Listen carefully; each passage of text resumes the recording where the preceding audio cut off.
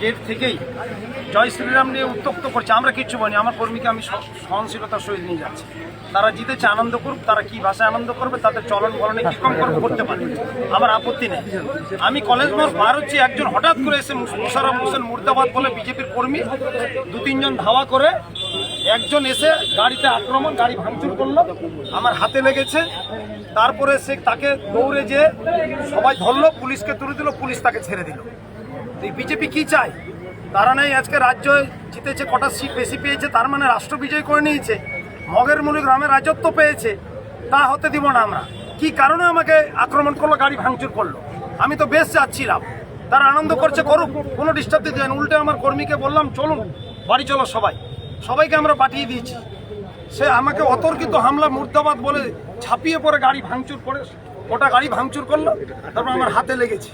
শুধু কি গাড়ি ভাঙচুর করার উদ্দেশ্য ছিল কি মনে হচ্ছে? গাড়ি ভাঙচুর, হঠাৎ করে অতর্কিত হামলা, মোশাররফ হোসেন মুর্দাবাদ বলে ঝাঁপিয়ে পড়েছে। আমরা কি এখানে কি রাষ্ট্র বিজয় করে নিয়েছি কি মনে করেছে? জিতে জমিদারি পেয়েছে। অভিযোগ জানাবেন? হ্যাঁ, অভিযোগ নিশ্চয় আমি এসপি সাহেবকে বললাম, প্রশাসনকে বললাম, ইলেকশন কমিশনকে জানাবো কি কারণে অতর্কিত হামলা করলো। তাকে যখন আমার কর্মীগুলো নেমে আমাকে এখানে যেভাবে হামলা শুরু করেছিল, প্রাণে মারার পরিস্থিতি এখানে শুরু হয়েছিল।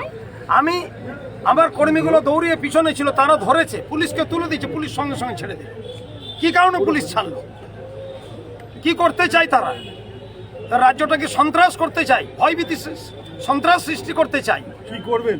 শান্তি সম্প্রীতি বিনষ্ট করতে চায় তারা জিতে এসে।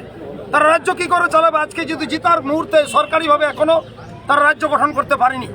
যা জিততে আজকে সন্ত্রাস, ভয়ভীতি, সন্ত্রাস সৃষ্টি করতে চায়, রাজ্যকে এরা মরুভূমি করতে চায়, সন্ত্রাসের আতুরঘর করতে চায়, তারা আখড়া বানাতে চায়। এখানে কি রকম পরিবেশ সৃষ্টি করেছে, ভয়াবহ পরিবেশ। আমাদের কর্মীরা ভয় ভীত হয়ে যাচ্ছে। আমি তবু বলেছি যে চলো ঠান্ডা মাথায়, চলো সহনশীলতা, আমরা যাবো। তারা জিতেছে, তারা আনন্দ করুক। কি ভাষায় করবে, তাদের কি পরিচয়, তাদের পার্টির, তারা সর্বভারতীয় দল, এই তাদের আচরণ, অসভ্যতা, অভদ্রামি। দাদা, গণনা কেন্দ্রে রানিং এমএলএ আছে, আজকেও জয়ী হয়েছি। তা আমরা তো করি না, আমি তো বাইরে দিয়েছি সহনশীল, ধৈর্যশীল রাখার জন্য আমার এলাকার মানুষকে। আমরা একে অপরের প্রতি আমরা সম্মান জানাতে চাই। এখানে জিতে মানে বিজেপি মনে করছে রাষ্ট্র বিজয় করে নিয়েছি। তারা ক্ষমতায় না আসতেই, সরকারিভাবে ক্ষমতায় না বসতে এই আচরণ তাদের কর্মীদের এই নিকৃষ্টতম আচরণ, জঘন্যতম আচরণ কি করে করতে পারে? আমরা সারাদিন কাউন্টিংয়ে আছি, আমরা এখন উইং সার্টিফিকেটে বেশ যাচ্ছিলাম, তারা গেট থেকে শুরু করেছে।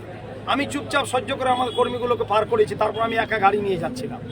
তারা কি করে আক্রমণ করলো, ইট নিয়ে, পাটকেল নিয়ে, বাস নিয়ে, হঠাৎ করে চমকে মোশাররফ হোসেন মুর্দাবাদ বলে আক্রমণ। আরে মানুষ জয়ী করেছে আমাকে, তোমার রাগ গোসা অভিমানে কিছু যায় আসে না। তুমি তোমার এটা আরে পরাজিত হয়েছো, বারবার পরাজিত হবা, 100 বার পরাজিত হবে। এরকম করলে বিজেপি পার্টি ধ্বংসের দ্বার প্রান্তে চলে যাবে।